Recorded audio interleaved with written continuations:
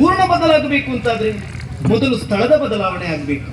ಇವತ್ತು ಅವನನ್ನು ಗಿರಿಯಡೆಗೆ ಸುತ್ತಾಡುವುದಕ್ಕೆ ಕರೆದೊಯ್ಯಬೇಕೆನ್ನುವ ಆಸೆ ಅವನಲ್ಲೇ ಮಾತಾಡ. ವಂಶಿ, ಏ ವಂಶಿ, ಇವತ್ತು ನಾವು ಇಲ್ಲಿರುವುದಲ್ಲ, ಗಿರಿಯಡೆ ಸುತ್ತಾಡುವುದಕ್ಕೆ ಹೋಗ್ಬೇಕು. ಮುಟ್ಟಬೇಡ ಮುಟ್ಟಬೇಡ ಕೆಟ್ಟ ಹುಡುಗಿಯೇ, ಮುಟ್ಟಬೇಡ ಮುಟ್ಟಬೇಡ ಕೆಟ್ಟ ಹುಡುಗಿಯೇ, ಕೆಟ್ಟ ಹುಡುಗಿಯೇ. ಮುಟ್ಟದಿದ್ದು ಬೆಟ್ಟವೇವೆ, ಮುಟ್ಟದಿದ್ದು ಬೆಟ್ಟವೇವೆ, ಬೆಟ್ಟವೇವೆ ದಿಟ್ಟ ಹುಡುಗನೇ, ದಿಟ್ಟ ಹುಡುಗನೇ, ಏ ಕೆಟ್ಟ ಹುಡುಗಿಯೇ, ದಿಟ್ಟ ಹುಡುಗನೇ. ಸಿಟ್ಟು ಬರಲು ಚಿಕ್ಕುವೆ ನೀನು ಕೆಟ್ಟ ಹುಡುಗಿಯೇ, ಸಿಟ್ಟು ಬರಲು ಚಿಕ್ಕುವೆ ನೀನು ಕೆಟ್ಟ ಹುಡುಗಿಯೇ, ಏ ಕೆಟ್ಟ ಹುಡುಗಿಯೇ.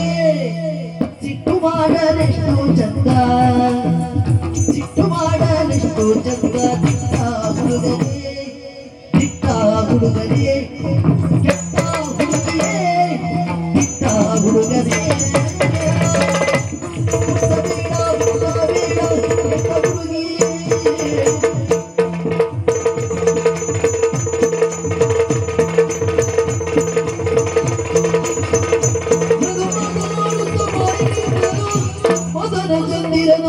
ನುಡಿದ ಬದಲು ವಂಶಿ, ಆಶ್ಚರ್ಯ ಈ ದಿವಸ. ಎಲ್ಲ ಆಚಾರ ಕಂಡೆ ಆಚಾರತೆ ಹಾವಳಿ ಅದಕ್ಕಲ್ವ ಆಶ್ಚರ್ಯ ಅಂದೆ. ಹೌದು, ಯಾಕೆ ಹೇಳು? ಗೊತ್ತಿಲ್ಲ, ನೀ ಹೇಳ್ಬೇಕು. ಈಗ ತಾನೇ ರೆಕ್ಕೆ ಬಿಚ್ಚಿ ಹಾರಲು ಆರಂಭಿಸಿರುವಂತಹ ಒಂದು ಹೊಸ ಹಕ್ಕಿಯನ್ನ ಕರ್ಕೊಂಡು ತಿರುಗಾಡ್ತಿದ್ಯಲ್ಲ, ಯಾವ ಹಕ್ಕಿ ಅದು? ಟ್ಯಾಂಟ್ ಹಕ್ಕಿ. ಟ್ಯಾಂಟ್ ಹಕ್ಕಿ ಗುಮ್ಶಿ, ಇದು ಇದು ಗುಮ್ಮಕ್ಕಿ, ಇದು ಮಿಂಚುಳಕ್ಕಿ. ಗೊತ್ತಾಯ್ತು, ನೀನ್ ಹಕ್ಕಿ ಹಿಡಿಲಿಕ್ಕೆ ಬಂದದ್ದು ಅಂತ. ಹಕ್ಕಿಯ ಹಿಡಿದಾದ್ರೆ ಕೈಯಲ್ಲಿ ಬಲ ಇರುವುದಿಲ್ವಾ? ದೇಹದಲ್ಲಿ ಬಲ ಉಂಟಲ್ಲ? ದೇಹದಲ್ಲಿ ಉಂಟು, ಬಲ ಉಂಟು. ನೀ ಎಂತ ತಿಂತೀಯೋ? ನಾನ್ ತಿನ್ನೋದೇ ತಿನ್ಬೇಡವು.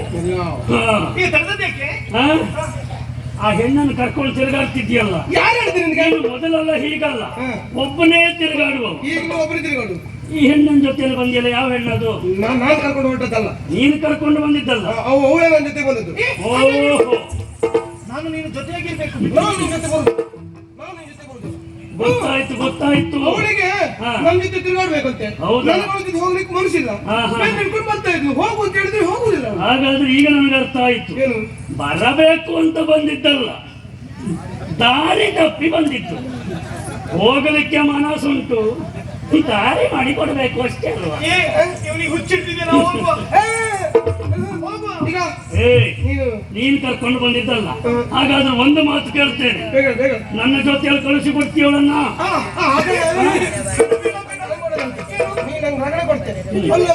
ಉಪದ್ರ ಕೊಡ್ತೇನೆ.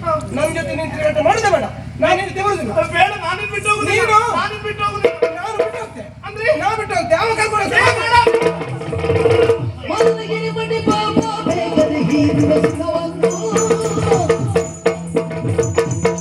ಮನಗಿರಿ ಮಡಿ ಬಾಬಾ ಬೇಗನೆ ಹೀರುವ ಸುಖವನ್ನು, ಹೀರುವ ಸುಖವನ್ನು. ಮರಣ ಬೇಡದಿರ ಬಿದ್ದ ಸುತ್ತರಿತು ಸುಖವನ್ನು.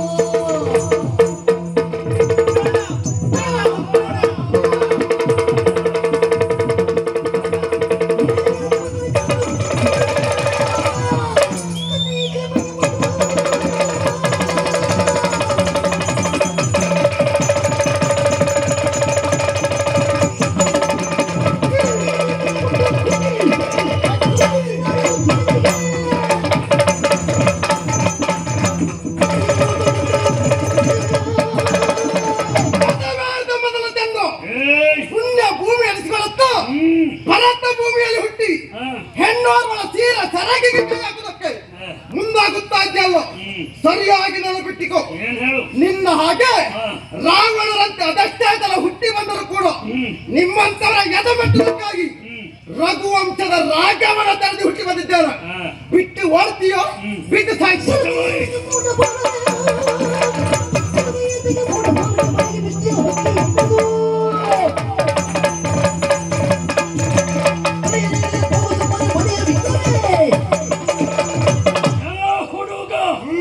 ಎಲ್ಲಿಗೆ ಎಷ್ಟೊತ್ತಿಗೆ ಬರಬೇಕು ಬರಬಾರದು ಅನ್ನುವ ಕಲ್ಪನೆ ಇಲ್ವ ಸರ್? ಸರಿಯಾಗಿ ಬಂದಿದ್ದೇನೆ. ಇದು ರಸಮಯ ಸನ್ನಿವೇಶ. ಬಾರದಿದ್ರೆಲ್ಲ ಹಾಳು ಮಾಡಿ ತೆಗಿತಿದ್ದೇನೆ. ಗೊತ್ತಿಲ್ಲದೆ ಹೋದ್ರೆ ಯಾರಾದ್ರೂ ಕೇಳ್ಕೊಂಡು ಬರ್ಬೇಕು ನಂದು ಎಷ್ಟೊತ್ತಿಗೆ ಅಂತ. ಅದು ನಿನ್ನ ಅಭ್ಯಾಸ. ರಸಮಯ ಸನ್ನಿವೇಶ ನಡೆಯುತ್ತಾ ಇದೆ. ಶಿವ ಪೂಜೆಗೆ ಕರಡಿ ಬಂದ ಹಾಗೆ ಒಮ್ಮೆ ಪ್ರವೇಶ ಮಾಡಿದೆಯಲ್ಲ. ಹೋದಲ್ಲಿ ಎಲ್ಲ ಶಿವ ಪೂಜೆ ಮಾಡಿದ್ರೆ ಕರಡಿ ಬಾರದೆ ಇರ್ತದ ಮೂಸಣ್ಣನ ಅಪ್ಪ. ಅಲ್ಲ, ನನಗೆ ಆಶ್ಚರ್ಯ ಇರುವುದಲ್ಲ. ಏನ್ ಹೇಳು? ಮೂಸಿ ಹೀಗಾಗಬೇಕಿತ್ತು. ಹೀಗಾಗಿತ್ತು.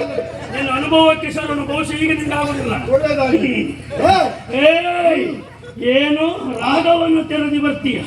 ರಾಗವನ್ನು ತೆರೆದು ನೀನು ಬರ್ತೀಯ ಅಂತಾದ್ರೆ ಪ್ರತಿಸ್ಪರ್ಧಿ ರಾವಣನ ತೆರೆದು ನಾನು ಬರ್ತೇನೆ. ನಿನ್ನ ಜೀವ ನೋಡಿದ್ರೆ ಗೊತ್ತಾಗ್ತದೆ. ಏನು? ನೀನು ರಾವಣ ಅಲ್ಲ, ಮತ್ತೆ ಅವನು ತಮ್ಮ ಕುಂಭಕರ್ಣ.